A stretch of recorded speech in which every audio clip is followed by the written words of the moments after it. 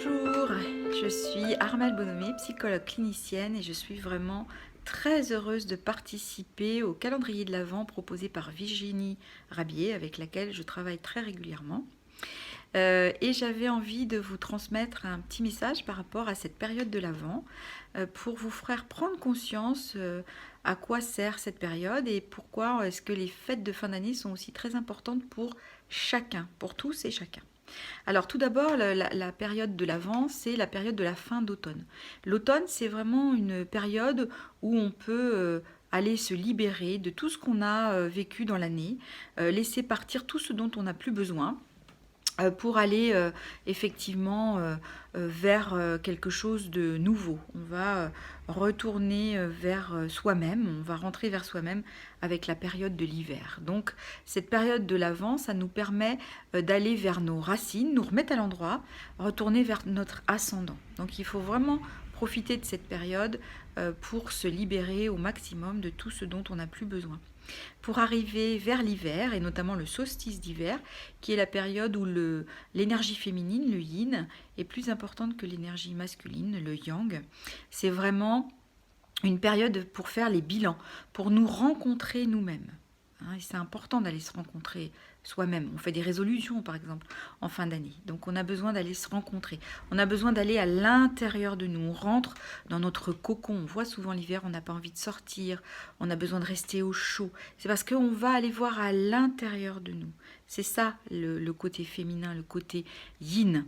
On a envie effectivement de solitude, de chaleur, de soins, voilà, vraiment, tout ça c'est très important pendant la période d'hiver et c'est ce vers quoi va nous emmener l'Avent en fait.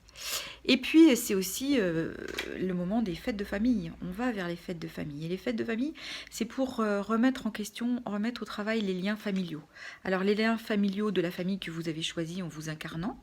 Donc on va aller retravailler ça, les liens de notre incarnation. On va regarder les préférences, les jalousies. On dit souvent qu'il n'y a pas de famille parfaite. Eh bien si, notre famille, elle est parfaite. Elle nous permet d'aller travailler tout ce dont on a besoin de travailler, nous-mêmes, pour nous et pour les autres. Et bien entendu, la famille qu'on a épousée, la famille de nos conjoints ou de nos conjointes. Cette famille-là, elle vient aussi mettre en perspective toutes les façons de faire dans nos propres familles. Notre belle famille, elle s'appelle Belle, elle vient aussi servir à quelque chose. C'est des choses qui sont différentes de chez nous. On va pouvoir comparer, peut-être même changer des choses qu'on a eues chez nous, qu'on a vécues grâce à cette belle famille. Et puis quelquefois, cette belle famille, elle nous met en difficulté parce qu'on n'aime pas la façon dont elle fait. Ce qu'on n'aime pas en général chez l'autre, c'est ce qu'on n'aime pas chez soi. La façon dont la famille nous a porté, nous a considérés. Et peut-être que la belle famille, elle vient pour nous faire travailler ça. Et puis bien sûr, c'est un rendez-vous avec l'enfance aussi. On va retravailler les émotions, puisque les émotions qu'on vit actuellement pendant ces périodes de fête, ce sont les mêmes émotions qu'on a vécues quand on était petit.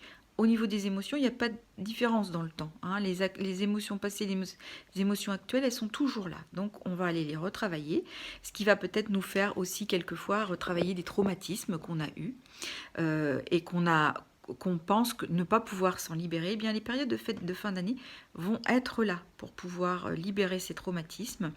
Alors, on a plusieurs façons de faire. Pendant cette période, soit on ne va pas à la fête de famille, on ne veut pas, on fuit, on n'a pas envie d'aller aborder ces sujets-là. Ou alors, on a l'impression qu'on a été abandonné. Et donc, on a ça à retravailler. Et puis, on peut aussi amener à se rebeller, c'est-à-dire à régler ses comptes et à se retrouver exclu. Et ça peut faire très peur, donc on peut ne pas vouloir y aller et puis du coup, reculer. Alors c'est peut-être le moment d'apprendre à exprimer les choses authentiquement. C'est un moment où on se retrouve soi-même, on peut mieux se comprendre, calmement, sans reproche. On n'a pas besoin d'aller faire des reproches aux autres. Et puis donner son propre ressenti intérieur, puisqu'on est branché dessus, sans jugement. D'accord ? Ce qui s'exprime cesse de s'exprimer, disait un psychanalyste avec lequel je travaille beaucoup. Et du coup, si on arrive à l'exprimer, ça arrête de se jouer douloureusement. Voilà ce que je voulais vous dire pour cette période de l'Avent. J'espère que vous réussirez à mettre à profit cette période pour aller vous introspecter, retrouver des choses dont vous avez besoin, peut-être des choses à régler. Et je vous souhaite en tout cas de très très belles fêtes de fin d'année. Et je vous dis Alors à très bientôt si vous le souhaitez. Je vous propose qu'on fasse une méditation ensemble de reconnexion à soi pendant la période d'hiver.